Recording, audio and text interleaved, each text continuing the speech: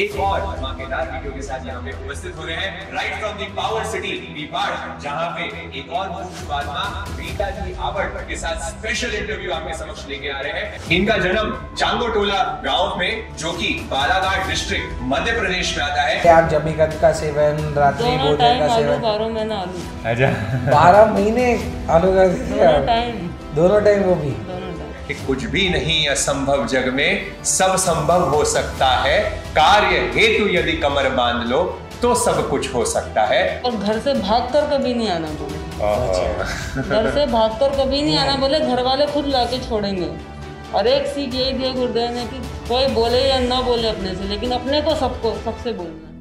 जय जिनेंद्र, सभी का स्वागत है यू टर्न स्पिरिचुअल के यूट्यूब चैनल पे। और वापस हम एक और धमाकेदार वीडियो के साथ यहाँ पे उपस्थित हो रहे हैं right from the power city Pipar, जहाँ पे एक और मुमुक्षु आत्मा रीता जी आबड़ के साथ स्पेशल इंटरव्यू आपके समक्ष लेके आ रहे हैं। अभी तक आप लोग ने अगर प्रीवियस इंटरव्यूज नहीं देखे हो तो हमारी प्लेलिस्ट को जरूर देख लें। वहां लगातार हम अलग अलग वीडियोस, दीक्षार्थी मुमुक्षु स्पेशल ऐसा एक प्लेलिस्ट बनी हुई है, वहां पे आप जाके सारे वीडियोस को जरूर देखें और अपने करीबी जनों तक भी उसको जरूर फॉरवर्ड करें। चैनल को अभी तक सब्सक्राइब नहीं किया हो तो कृपया सब्सक्राइब करके रखें और नोटिफिकेशन बेल भी प्रेस करके रखना, क्योंकि ऐसे और वीडियोस निरंतर हम आपके समक्ष लाने वाले हैं। तो अब ज्यादा समय वेस्ट नहीं करते हुए रीता जी का थोड़ा सा परिचय मैं आपको दे देता हूं। इनके पिताजी का नाम है भीकमचंद जी आबड़, इनकी माता जी का नाम है जंकुबाई जी आबड़।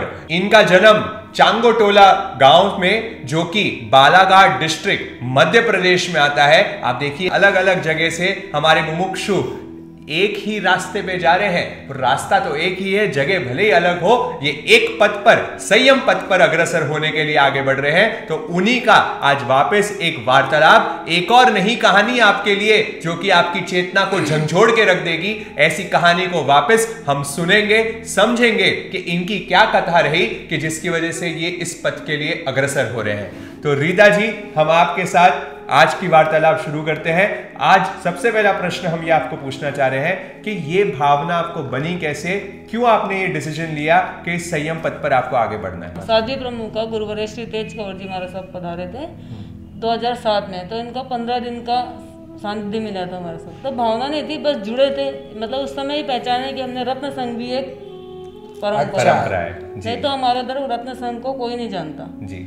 गुरु जी महाराज साहब के ही पदार्पण से पता चला कि ये भी एक परंपरा है, ये भी एक परंपरा है। ओके, हम तो ऐसे साधु मार्गी के थे, लेकिन हमें पता चला ये भी एक परंपरा है।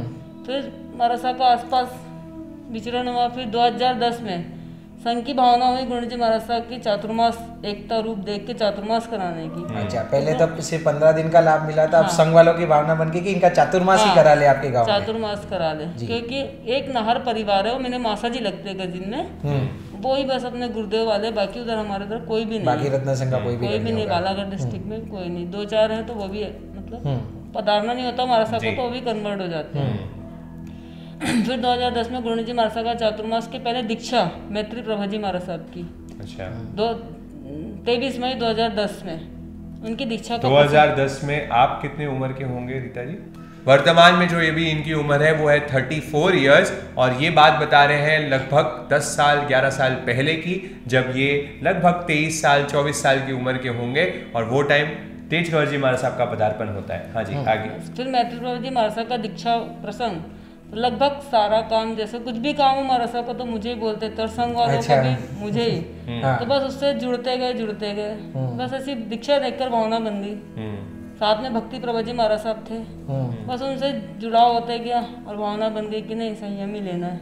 अच्छा, बस वो टाइम में आपको भाव बनते चले गए। ऐसे कोई भी संप्रदाय के साधु संत पधारे, सेवा भावना रहती थी, सबकी सेवा, तीनों टाइम गोचरी पानी सब, जो भी महाराज साहब की जरूरी वो सब सेवा के भाव थे।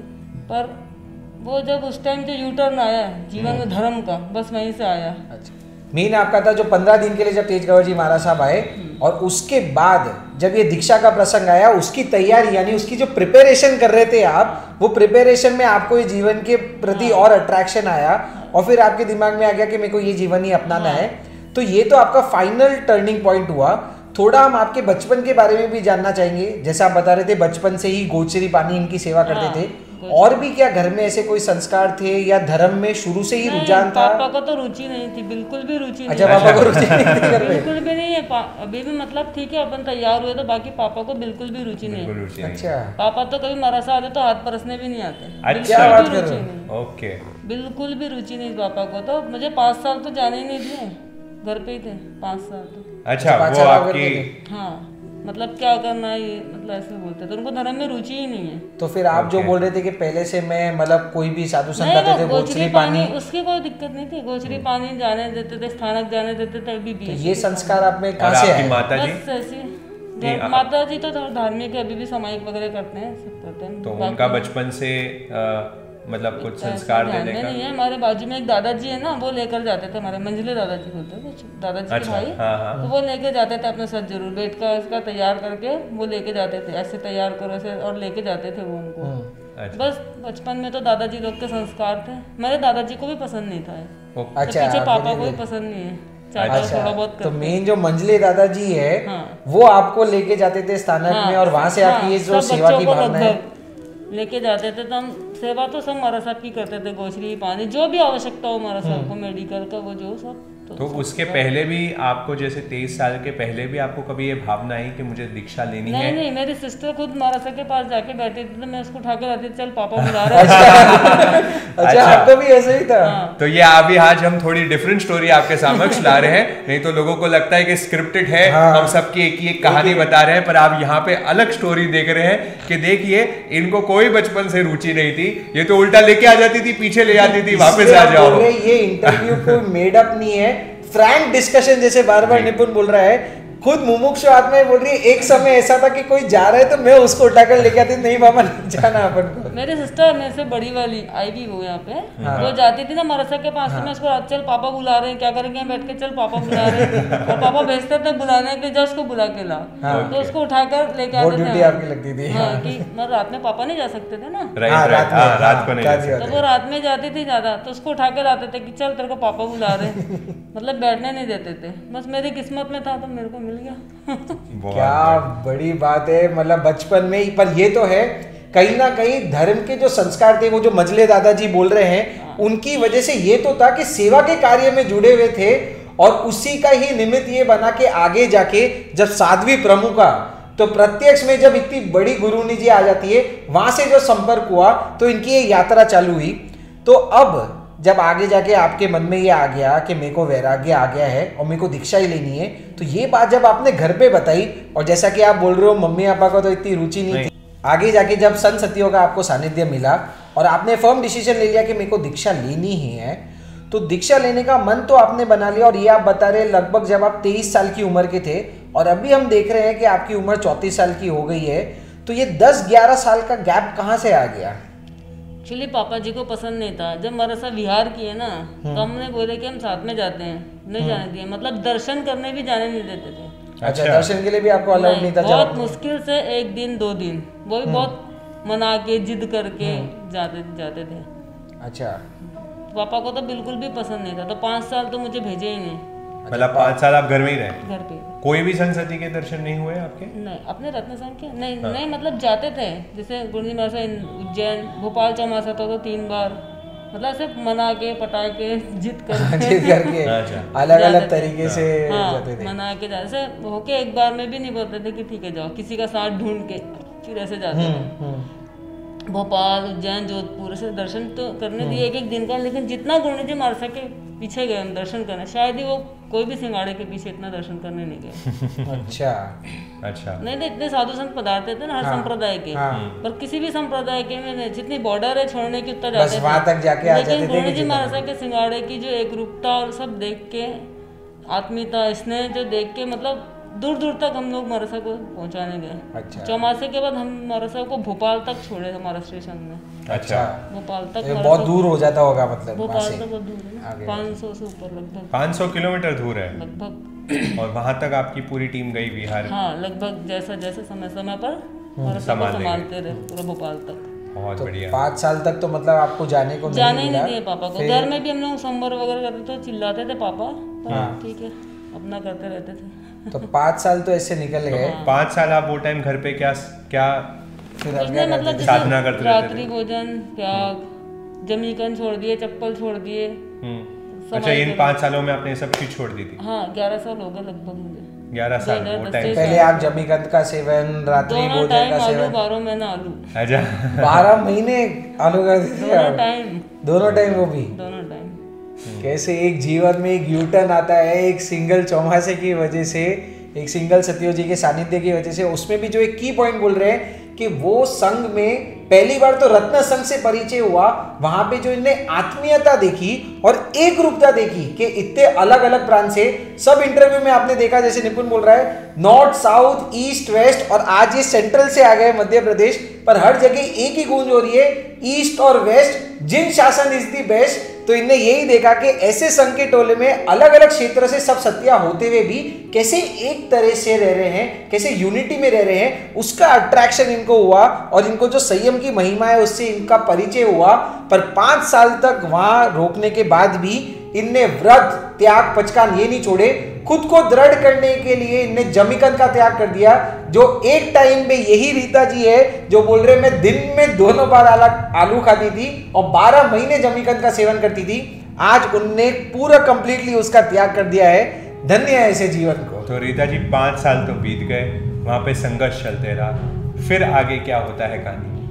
जिया जी लोग से फोर्स रहा कि जिया जी पटाओ पापा को, थोड़ा भेजो, बोलो जाने के लिए। तो जिया जी लोग ने फोर्स किया पापा को कि इसको 15 दिन के लिए भेज दो, 15 दिन बाद हम ले आएंगे, नहीं तो ये आ जाएगी, जाके देखेगी, रुकेगी, जब पता चलेगा। हाँ, अपने तो फिर पापा नहीं बोले 2 दिन जाए, फिर मैंने 15। तो जिया जी बोले एक बार आप इसको 15 दिन भेज दो। पूर्ण जी मारसा का सवाई माधोपुर चातुर्मास था 2016 में।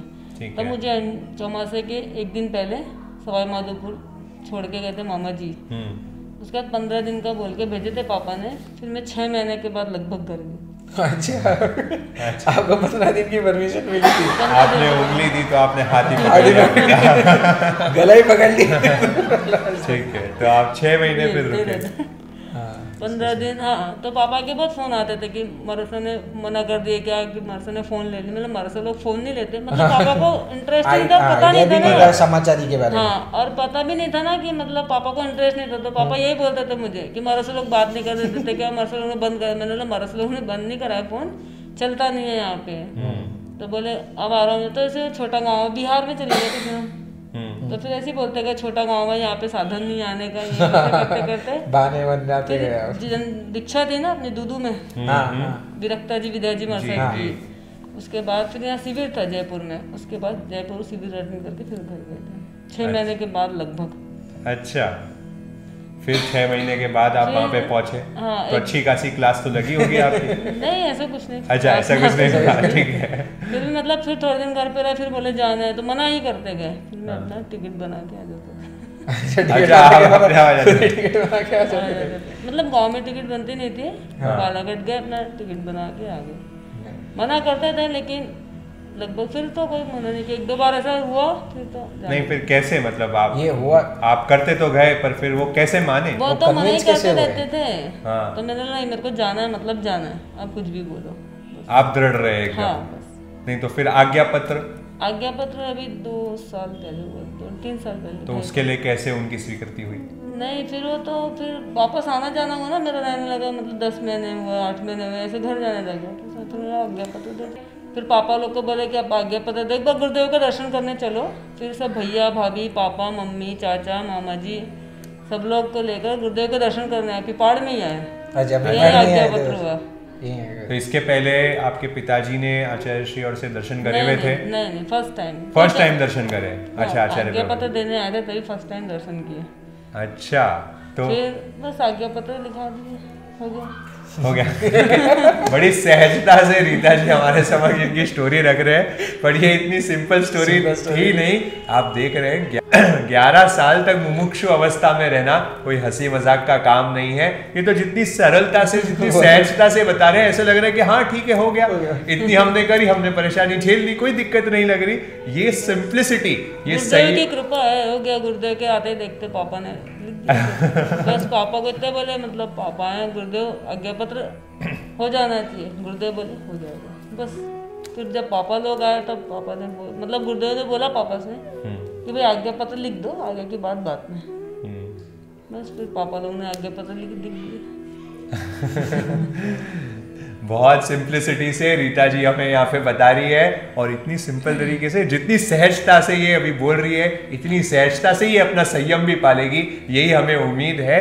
तो जैसा कि आप अभी पहले बता ही रहे थे कि दिन में दोनों टाइम आप आलू खाते थे और 12 महीने खाते थे, तो मेरे को ये जानना है कि आपने इतना होते हुए कैसे इसके ऊपर विजय प्राप्त की, ऐसा क्या हुआ आपके साथ? बस गुरु जी महाराज साहब पधारे हुए थे मई में, तो स्कूल के पीछे रुके हुए थे।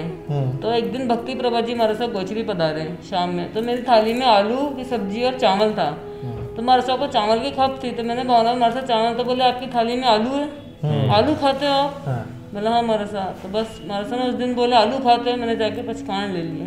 महाराज साहब ने मुझे 4 दिन का दिए, बोले 4 दिन हम बालाघाट जा रहे हैं, जब तक आलू नहीं खाना दर्शन तक। फिर बालाघाट गए तो मैंने सारा पचकाने ले लिए जमीकन के। आजीवन? आजीवन।